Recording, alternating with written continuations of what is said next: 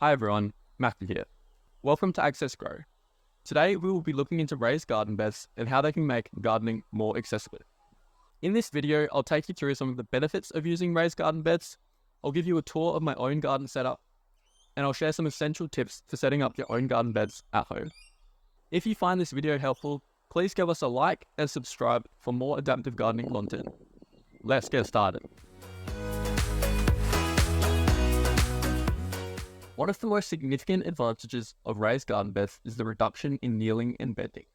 Usually, gardening requires kneeling or crouching for long periods of time, which can be very hard on the knees and back.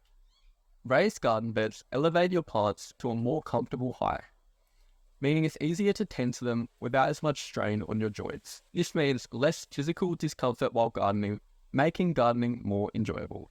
Ideally, a raised garden bed should be around 2 to 3 feet tall to make it comfortable to reach. However, the ones I have here are only about a foot tall. I bought these a few years ago without really considering the height. While they still serve a purpose, I've learned that taller garden beds would have been easier on my knees and back. Raised garden beds offer excellent control over the soil conditions. Since you can customize the soil mix, you can create the perfect environment for your plants. Here's a look at one of my garden beds where I'm preparing the soil for spring. I plan to plant tomatoes here, which thrive in the warmer weather and are typically planted late spring. To prepare the soil, I've buried orange and lemon scraps.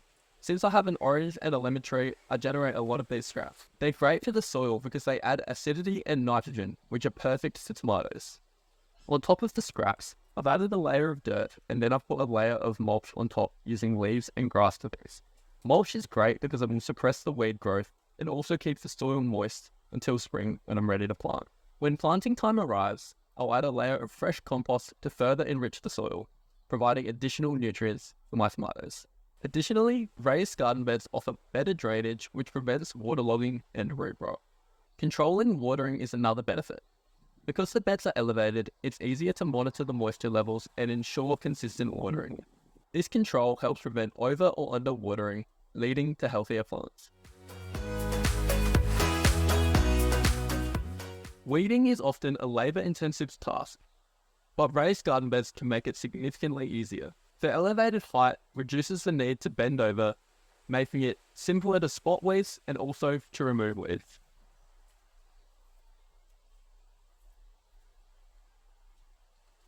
Additionally, using mulch in raised garden beds can suppress weed growth, making weed maintenance less of a chore.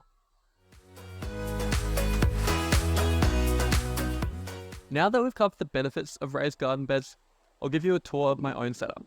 I've got 5 different garden beds, each serving a different purpose. I'll walk you through what I'm currently growing, what I'm preparing for, and some lessons I've learned along the way. These are the garden beds that I'm preparing the soil for my tomato plants, which I'll plant in late spring. The weather will be warmer, encouraging the plants to grow and flower. Additionally, there will be more sunlight hours. Tomatoes typically require around 6 to 8 hours of direct sunlight to get the energy they need to produce fruit. This garden bed currently has 1 capsicum plant growing, but it has been quite a challenge. There's a lemon tree behind here, which blocks a lot of the sunlight from reaching the soil. Capsicums need plenty of sunlight to thrive, so this location is not ideal for them.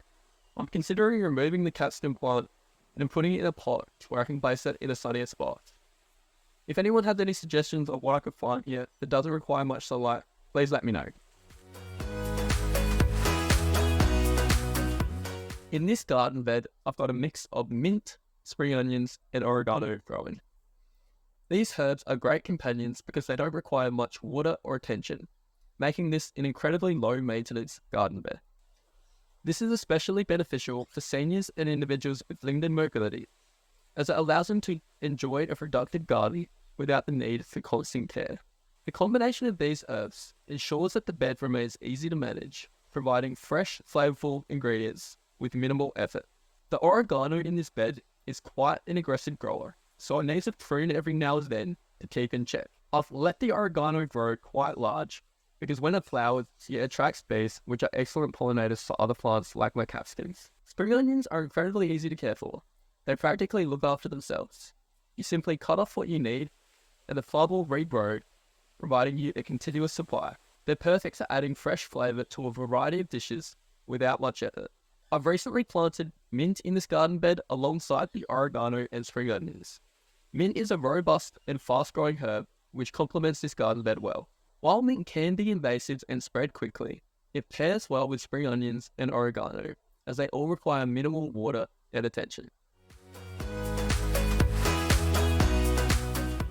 In this bed, I've got some capsicums and a single chili plant growing. Both capsicums and chilies have similar sunlight and water requirements, meaning they're well suited to be grown together. A common misconception is that capsicum plants are annuals, so you can actually grow the same capsicum plant year after year if you're in a suitable climate. Capsicum plants can be pruned back once they finish producing their last fruits for the season. I generally prune them right back to encourage new growth and also to help the plant conserve energy. This process also helps prevent disease and pests during winter. While they may look quite dead right now, don't worry. When the weather warms up in spring, they will start to grow again. By late spring and throughout summer, they'll hopefully produce some fresh fruits. Currently in this garden bed, I've got 5 capsicum plants and a single chili plant. If I were to redo this bed, I would plant fewer capsicum plants and give each more space to grow. Providing more space for each plant to grow reduces the competition for water and nutrients, leading to healthier plants and potentially higher yields. It also makes it easier to manage and harvest for plants without overcrowding. Now that we've explored the benefits and taken a tour of my garden, let's talk about the practical aspects of setting up your own raised garden beds. In this section, I'll guide you through setting up your own raised garden beds, from choosing the perfect location to assembly and planting. Whether you're a seasoned gardener or new to raised garden beds, these tips will help you set up a productive and accessible garden space tailored to your needs. Let's get started by finding the right spot for your garden bed. When selecting a location for your raised garden bed, select a spot that gets plenty of sunlight. Most plants will need around 6 to 8 hours to thrive. Proper drainage is essential to prevent waterlogging and root rot. Choose a level area where water will be able to drain without falling. While not necessary, positioning your garden beds close to a hose or water source will save you time and effort by reducing the need to carry water long distances. Ensure the location is accessible and convenient. For those with mobility challenges, place the garden bed where it's easy to reach without having to navigate obstacles. When selecting materials for your raised garden beds, consider durability, maintenance, and aesthetic. Here are a few common options. Wooden raised beds are traditional and highly customizable, allowing you to create different sizes and shapes to suit your garden. However, wood can be susceptible to rot, especially if it's in constant contact with moisture. While cedar and redwood are naturally more resistant to decay, all wood options may require sealing or treatment to extend their lifespan. Over time, you may need to replace some sections, but the natural look and warmth of wood makes it a favourite choice. Using brick or stone for raised garden beds adds a timeless, durable, and visually appealing element to your garden. These materials are incredibly sturdy and can last decades with minimal maintenance. However, the initial setup can be costly and labour intensive, and may require levelling and precise placement. Once established, brick and stone garden beds provide a permanent structure which enhances the overall appearance of your garden.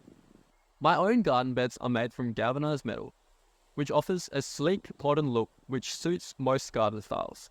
These garden beds are low maintenance and weather resistant, making them a long-lasting option.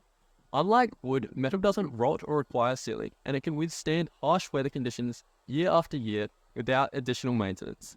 The metal reflects heat, which can extend the growing season. However, it's important to monitor the moisture levels as metal raised garden beds can dry out faster. Overall, galvanized beds are an excellent choice for anyone looking for a durable and fuss-free option. Each material has its pros and cons, so choose based on your specific needs, budget, and overall aesthetic preferences. Assembly will vary depending on the type of garden bed you choose. For my galvanized metal beds, all the necessary screws and parts came included, along with detailed instructions that were easy to follow. Assembly took around 15 minutes per bed. There are 4 sheets of metal connected by screws to form the rectangular frame. Ensure your garden bed is level and stable. Once assembled, your bed will be ready for soil preparation and planting. To save money and effort, especially if you have a deeper garden bed, start by filling the base with cardboard and sticks from trees if you have them available. This reduces the amount of soil needed and also improves drainage by allowing the water to flow. For most plants, you only need about half a foot of soil. Once the base is filled with your cardboard and then a layer of dirt on top, add compost and mix through to provide a nutrient-rich environment to your plants. With your raised garden bed prepared, it's time for planting. Start by choosing plants that are suited to your climate and the amount of sunlight your garden bed receives. For optimal results, plant according to the spacing requirements for each variety, ensuring that each plant has enough space to grow. Make holes in the soil to your seeds or seedlings, place them in, cover them gently with soil, and then water thoroughly to establish roots. We've now covered the benefits of raised garden beds, taken a look at my setup, and discussed some ideas for setting up your own garden beds. Before we wrap up, I want to leave you with a few more tips that will help make gardening even more accessible. Consider using a chair or kneeler when tending to your garden beds. These tools are game changers for anyone that finds bending or kneeling challenging. By providing a stable and comfortable surface, a garden seat allows you to tend to your garden bed without straining your knees and back. If you prefer to kneel, many garden seats come with a kneeler that has a cushioned padding and also handles, making getting up and down much easier. This makes it more comfortable to tend to your plants, making gardening more manageable and enjoyable. Another fantastic addition to your garden beds is a drip irrigation system or automatic watering. Consistent watering is crucial for healthy plants, but it can be challenging if you have mobility issues or in the warmer weather where plants require more frequent watering. With a drip irrigation system, you can ensure your plants get the water they need directly to their roots. This reduces waste water and reduces the risk of over or under watering. This system is not only a time saver, but it also saves water and helps maintain your garden's health. That brings us to the end of today's video. I hope you have found these tips helpful as you maybe set up your first garden bed or are maintaining a current one. Whether you are just starting out or looking to make your gardening more accessible, there are plenty of ways to enjoy the benefits without the strain. Remember, it's all about working out what works for you. If you have enjoyed this video, don't forget to like and subscribe for more adaptive gardening content. Thanks for watching and happy gardening.